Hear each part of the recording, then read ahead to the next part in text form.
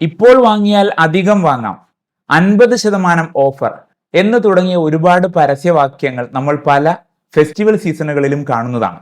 വീണ്ടും ഇതാ ഒരു പുതിയ ഫെസ്റ്റിവൽ സീസൺ വന്നിരിക്കുകയാണ്.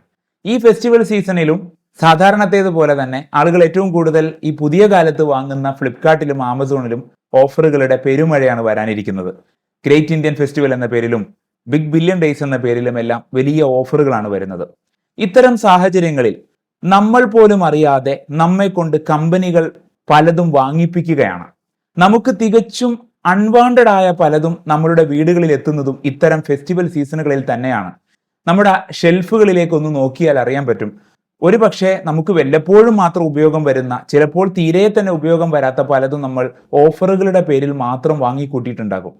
ഈ ആധുനിക കാലത്ത് കമ്പനികളുടെ മാർക്കറ്റിംഗ് തന്ത്രങ്ങളെല്ലാം നമ്മൾ ചിന്തിക്കുന്നതിനേക്കാൾ ഒരുപാട് അപ്പുറത്തേക്ക് പോയിട്ടുണ്ട്. ഇപ്പോൾ അവർ പലപ്പോഴും സെല്ല് ചെയ്യുന്നത് നമ്മുടെ ചില കോംപ്ലക്സുകളെ, അതുപോലെ നമ്മുടെ ചില ആഗ്രഹങ്ങളെ, ചില കൊതികളെയൊക്കെയാണ്. പണ്ടത്തേതുപോലെ ഏതെങ്കിലും ഒരു പ്രോഡക്റ്റ് സെല്ല് ചെയ്യുക എന്നതിലുപരി അവർ അതിന് ചുറ്റും ചില ഇമോഷൻസ് ഉണ്ടാക്കുകയും ആ ഇമോഷനാണ് അവർ സെല്ല് ചെയ്യുന്നത്. പലപ്പോഴും പ്രീമിയം ബ്രാൻഡുകൾ ഏറ്റവും ഉയർന്ന വിലയ്ക്ക് അവരുടെ പ്രോഡക്റ്റുകൾ വിറ്റഴിക്കുന്നതിലും അതിനേക്കാൾ കുറഞ്ഞ വിലയ്ക്ക് മാർക്കറ്റിൽ അതിനേക്കാൾ നല്ല പല ക്വാളിറ്റിയുള്ള ബ്രാൻഡുകൾ ഉണ്ടായിട്ട് കൂടി ആളുകൾ അത്ര വില കൊടുത്ത് ആ സോ കോൾഡ് ബ്രാൻഡ് വാങ്ങുന്നതിന് കാരണം ഒരൊറ്റ കാരണമേ ഉള്ളൂ, അവർ ഉണ്ടാക്കിയെടുത്ത ഒരു കഥയാണ്. ആ പ്രൊഡക്റ്റിന് ചുറ്റും അവർ ഉണ്ടാക്കിയെടുത്ത ഒരു ഇമോഷനും ഒരു ഓളവുമാണ്. അതുകൊണ്ട് തന്നെ നമ്മൾ ഏതൊരു പ്രൊഡക്റ്റ് വാങ്ങുന്നതിന് മുമ്പും പലതവണ ആലോചിക്കേണ്ടതുണ്ട്. അടുത്ത ഒരു വർഷത്തിനുള്ളിൽ ഞാനിത് എത്ര തവണ ഉപയോഗിക്കുന്നുണ്ട്, യഥാർത്ഥത്തിൽ ഇതെനിക്ക് ആവശ്യമുള്ളത് തന്നെയാണോ എന്ന് കൃത്യമായൊരു വിശകലനം നടത്തിയതിനു ശേഷമേ ഏതൊരു സാധനവും വാങ്ങാൻ പാടുള്ളൂ എന്നതാണ് നമ്മൾ തിരിച്ചറിയേണ്ട ഏറ്റവും വലിയ യാഥാർത്ഥ്യം. പേഴ്സണൽ ഫിനാൻസിൽ ഒരാളുടെ ഇൻകത്തിന് അനുപാതികമായി മാത്രമേ അദ്ദേഹത്തിന്റെ ഡെറ്റ് വരാൻ പാടുള്ളൂ എന്ന് കൃത്യമായ റേഷ്യോസ് ഉണ്ട്. നമ്മളത് പല വീഡിയോകളിലും പറഞ്ഞിട്ടുള്ളതാണ്. ഇവിടെ നമ്മൾ മനസ്സിലാക്കേണ്ട വളരെ പ്രധാനപ്പെട്ട കാര്യം, കമ്പനികൾ നമ്മളുടെ സൈക്കോളജി മനസ്സിലാക്കിയിട്ട് തന്നെയാണ് ഒരു പ്രൊഡക്റ്റിനോടൊപ്പം മറ്റൊരു പ്രൊഡക്റ്റ് കൂടി ആഡ് ചെയ്ത് വാങ്ങുമ്പോൾ അതൊരു അഡീഷണൽ ഡിസ്കൗണ്ട് തരുന്നതും പരിധിയില്ലാത്ത EMI ഓഫറുകൾ നൽകുന്നതും. അതുപോലെ ഇത്തരം ഓഫറുകളിലൂടെ നമുക്ക് അൺവാണ്ടഡ് ആയ ഒരു കാര്യത്തെ തന്നെ അതൊരു നീഡായി, ഒരു വാണ്ടാക്കി മാറ്റിയെടുക്കുന്നതുമെല്ലാം അവരുടെ വിപണന തന്ത്രങ്ങൾ മാത്രമാണ് എന്ന് മനസ്സിലാക്കണം.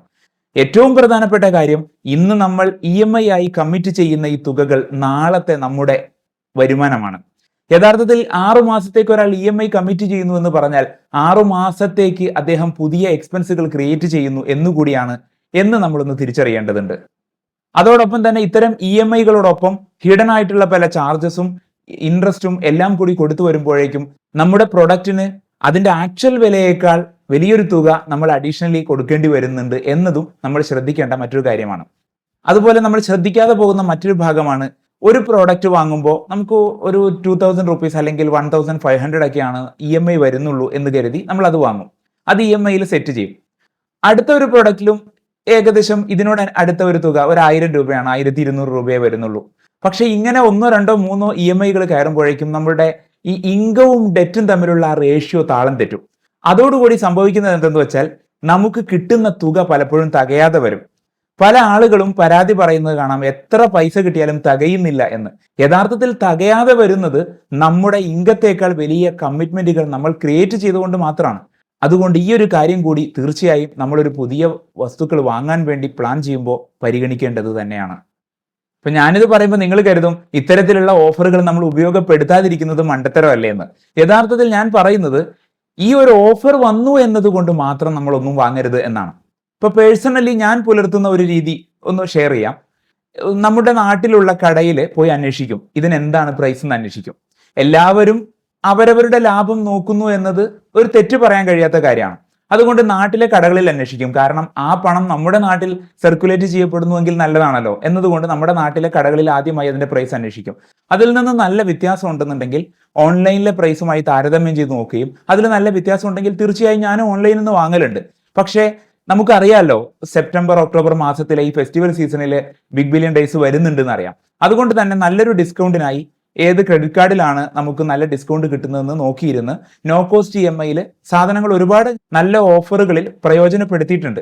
അത്തരത്തിൽ നമുക്ക് അത്യാവശ്യമുള്ള വസ്തുക്കൾ എന്താണ് എന്ന് നേരത്തെ തന്നെ ഒരു ലിസ്റ്റ് ഉണ്ടാക്കുകയും ആ ലിസ്റ്റ് അനുസരിച്ച് മാത്രം നമ്മൾ പർച്ചേസ് ചെയ്യുകയും ചെയ്യാം. അതിന് ഷോപ്പിംഗ് ഇപ്പോൾ 2 പ്ലാറ്റ്ഫോമുകളിൽ കമ്പയർ ചെയ്തിട്ട് നമുക്ക് വേണ്ട ആ ഒരു പ്രോഡക്റ്റിന് മാക്സിമം എന്ത് ഡിസ്കൗണ്ട് കിട്ടും, എന്ത് പ്രൈസ് വരെ കുറയുന്നുണ്ട് എന്ന് കണക്കാക്കി അതിന് ഏറ്റവും നല്ല ഓഫറുകൾ പ്രൊവൈഡ് ചെയ്യുന്ന ക്രെഡിറ്റ് കാർഡ് ഏതാണെന്ന് മനസ്സിലാക്കി അത് നമുക്കില്ലെങ്കിൽ നമ്മുടെ അടുത്ത സുഹൃത്തുക്കളിൽ നിന്നോ അല്ലെങ്കിൽ ബന്ധുക്കളിൽ നിന്നോ ഒക്കെ അത് വാങ്ങിയിട്ടാണെങ്കിലും അത് ഉപയോഗപ്പെടുത്താവുന്നതാണ്. അതിൽ യാതൊരു കുഴപ്പമില്ല. കാരണം നാളെ നമ്മൾ ഇതിനേക്കാൾ 6,000 rupees അഡീഷണലി കൊടുത്ത് മറ്റൊരിടത്തു നിന്ന് അത് വാങ്ങണം എന്നല്ലല്ലോ നമ്മൾ പറയുന്നത്. നമ്മൾക്ക് ആവശ്യമുള്ള പ്ലാൻ ചെയ്തതല്ലാത്തതൊന്നും നമ്മൾ വാങ്ങരുത്. കമ്പനികൾക്ക് നമ്മളെ സെല്ല് ചെയ്യാനൊരു അവസരം നമ്മൾ കൊടുക്കരുത്. ഈ സെയിം വിഷയം തന്നെ നമുക്ക് ഹൈപ്പർ മാർക്കറ്റുകളിൽ ഉപയോഗപ്പെടുത്താൻ പറ്റും. നമ്മളിപ്പോൾ ഹൈപ്പർ മാർക്കറ്റുകൾ വന്നപ്പോഴേക്കും ഒരുപാട് വാങ്ങൽ ശീലം നമുക്ക് കൂടിയിട്ടുണ്ട്. അൺവാണ്ടഡ് ആയ പലതും നമ്മൾ വാങ്ങുന്നു. അതുകൊണ്ട് എന്താ ചെയ്യേണ്ടത്? പോകുന്നതിന് മുമ്പ് ഒരു ലിസ്റ്റ് തയ്യാറാക്കിയിട്ട് പോവുക. എപ്പോഴും ലിസ്റ്റിന് അനുസരിച്ച് മാത്രം, ബഡ്ജറ്റിന് അനുസരിച്ച് മാത്രമേ നമ്മൾ സാധനങ്ങൾ വാങ്ങാൻ പാടുള്ളൂ. അതിൽ നമുക്കൊരു ശ്രദ്ധയുണ്ടെങ്കിൽ തന്നെ നമ്മുടെ സാമ്പത്തിക അച്ചടക്കത്തിന്റെ അടിസ്ഥാന പാഠങ്ങൾ നമ്മൾ പാലിക്കുന്നു എന്നർത്ഥം.